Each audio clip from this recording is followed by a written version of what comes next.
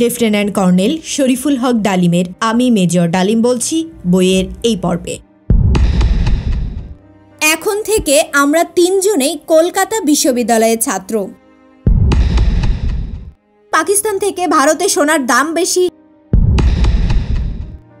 ভারতীয় কর্তৃপক্ষের চোখে ফাঁকি দিয়ে মুজিবনগর যাবার চেষ্টা করা হবে রিস্কি।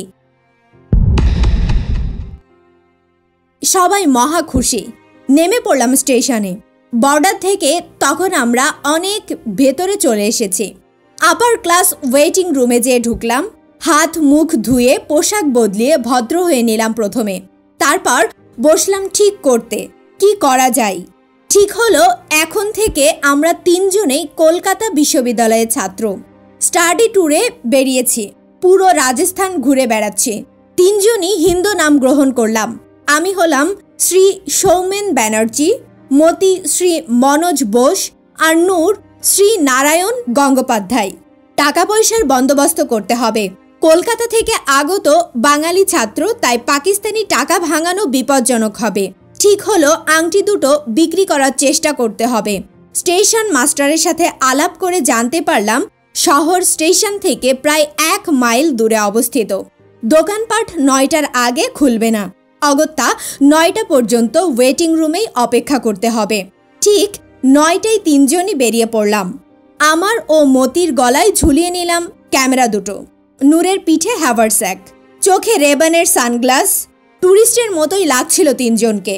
শহরে পৌঁছে দেখলাম কয়েকটা রাস্তাকে কেন্দ্র করে ডিস্ট্রিক্ট হেডকোয়ার্টার্স গঙ্গানগর শহর। মফস্বল শহর, তাই খুব একটা বড় নয়। শহরের প্রধান রাস্তাগুলির দুই দিকে সব দোকানপাট। একসাথে 2-3টে সোনার দোকান। সবচেয়ে বড়টির একটিতে গিয়ে ঢুকলাম। দোকানের মালিক ধুতি নিমা পরা, তিলক কাটা, মোটা গোছের একটি লোক। লোকটি ধূপ ধুনো জেলে গদিতে বসে পূজা করছিলেন। পূজা শেষে হরিনাম জপতে জপতে আমাদের কাছে এগিয়ে এসে প্রশ্ন করলেন, কি চাই? জবাবে বললাম, আমরা ছাত্র, কলকাতা নিবাসী। স্টাডি ট্যুরে এসে টাকা পয়সার অভাব দেখা দিয়েছে, তাই আংটি দুটো বিক্রি করতে চাই। আংটি দুটো হাতে নিয়ে পরখ করে দেখে মালিক বলল, 400 টাকা পাবে। বলে কি বেটা, আমরা জানি পাকিস্তান থেকে ভারতে সোনার দাম বেশি। তাছাড়া ভারতীয় মুদ্রার তুলনায় পাকিস্তানি মুদ্রার মূল্যও অনেক বেশি।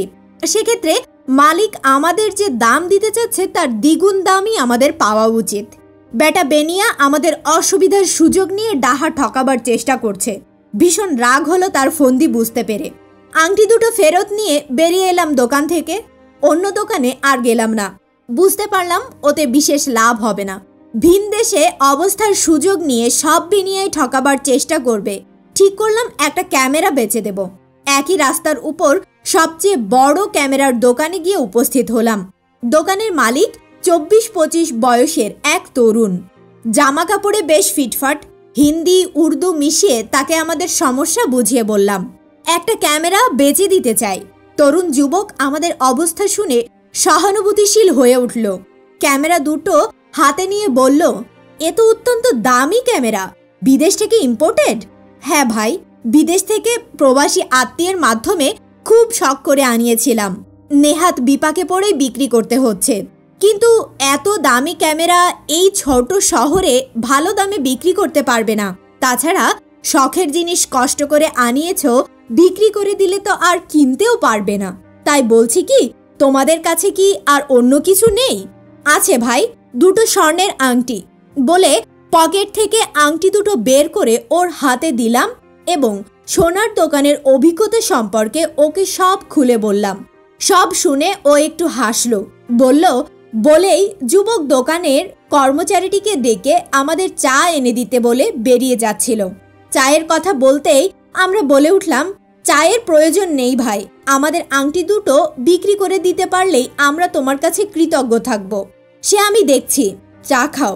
এত দূর থেকে তোমরা আমাদের রাজস্থান সফরে এসেছো, তোমাদের একটি আপ্যায়ন করার অধিকার নিশ্চয়ই আমার আছে। যুবকের আন্তরিকতা আমাদের মুগ্ধ করলো। কর্মচারী ইতিমধ্যে চা নাস্তার জোগাড় করতে বেরিয়ে গেছে।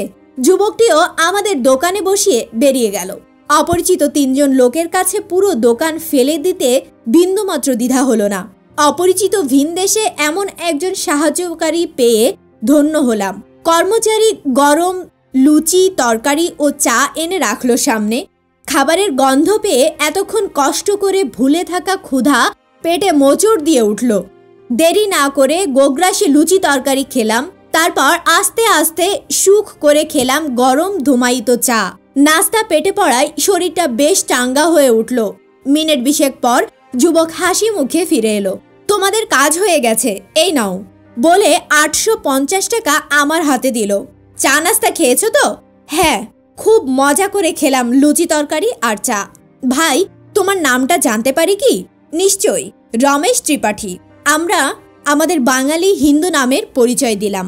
রমেশ ভাই, যদি তুমি কখনো কলকাতায় আসো তবে অবশ্যই আমাদের সাথে যোগাযোগ করবে। বিদেশে তোমার কাছ থেকে পাওয়া আন্তরিকতা এবং সাহায্যের কথা চিরকাল মনে থাকবে। 3 নম্বর পার্ক সার্কাস। একটি ভুয়া ঠিকানা দিয়ে রমেশকে অসংখ্য ধন্যবাদ জানিয়ে বিদায় নিয়ে ওর দোকান থেকে বেরিয়ে এলাম। আজকের পৃথিবীতে ভালো লোক যে একদম নেই তা নয়, রমেশের মতো ভালো লোক কিছু রয়েছে বলেই পৃথিবীর চাকা এখনো ঘুরছে। রমেশের দোকান থেকে বেরিয়ে সোজা গিয়ে বসলাম একটা বড় আকারের রেস্টুরেন্টে। পেটে লুচি তরকারি এবং চা পড়ায় ক্ষুধা বেড়ে গিয়েছিল। পেট পুজো না সারা পর্যন্ত অন্য কিছুতে মনোযোগ দেওয়া সম্ভব নয়। পেট ভরে খাওয়া হলো মুরগির রোস্ট, পরোটা, তরকারি এবং ঘন ডাল। হিন্দুদের অন্য ধাঁচের রান্না, চেঞ্জ অফ টেস্ট। ভালোই লাগলো। আমাদের খাওয়ার নমুনা দেখে বাচ্চা বয়টা অবাকই হয়ে গিয়েছিল। পেট পুরে খাওয়ার পর নূর গেল খবরের কাগজ কিনতে। 2-3টা খবরের কাগজ নিয়ে সে ফিরে এলো। খবরের কাগজ খুলতেই দেখা গেল বাংলাদেশের উপর বিস্তারিত সচিত্র সংবাদ। জনাব নজরুল ইসলাম, জনাব তাজউদ্দিনের নেতৃত্বে প্রবাসে আওয়ামী লীগ সরকার গঠিত হওয়ার সংবাদ, মুক্তি ফৌজের সংবাদ, সব কিছুরই বিস্তারিতভাবে ছাপা হয়েছে। ভারতীয় সরকারের পরোক্ষ সহযোগিতার কথাও লেখা হয়েছে। রণাঙ্গনের ছবিতে মেজর খালেদ মোশাররফের ছবি ছাপা হয়েছে মুক্তি ফৌজের বীর মুক্তিযোদ্ধাদের সাথে। কাগজগুলো থেকে বুঝতে পারলাম আমরা মুক্তিযুদ্ধ সম্পর্কে যতটুকু জানতাম ঘটনা প্রবাহ তার চেয়ে অনেক বেশি এগিয়ে গেছে। সত্যিই যুদ্ধ চলছে বাংলার মাটিতে। স্বাধীনতার সংগ্রামে যোগদানের জন্য ঝুঁকি নিয়ে আমরা ভুল করিনি। যত তাড়াতাড়ি সম্ভব রণাঙ্গনে যেয়ে যুদ্ধে অংশগ্রহণ করতে হবে আমাদের। 3 জনে পরবর্তী পদক্ষেপ সম্পর্কে আলোচনা শুরু করলাম নিচু স্বরে। ভারতীয় কর্তৃপক্ষের চোখে ফাঁকি দিয়ে মুজিবনগর যাবার চেষ্টা করা হবে রিস্কি। নিয়ম অনুযায়ী বর্ডার ক্রস করার পর ভারতীয় কর্তৃপক্ষের কাছে আত্মসমর্পণ করাটাই ছিল যুক্তিসঙ্গত। স্বেচ্ছায় ধরা দিলে আমাদের উদ্দেশ্য সম্পর্কে কোনো সন্দেহ দেখা দেবে না ভারতীয় কর্তৃপক্ষের মনে। ধরা না দিলে আমাদের উদ্দেশ্য সম্পর্কে সন্দেহের অবকাশ থাকবে। কিন্তু ধরা দেব কোথায়? গঙ্গানগরে ধরা দিলে অযথা সময় নষ্ট হবে, কারণ আমাদের ব্যাপারে সব সিদ্ধান্তই আসবে কেন্দ্রীয় সরকারের কাছ থেকে। সেক্ষেত্রে এখানকার কর্তৃপক্ষের হাতে বন্দী হয়ে কেন্দ্রীয় নির্দেশের অপেক্ষায় সময় নষ্ট করা হবে অযথা।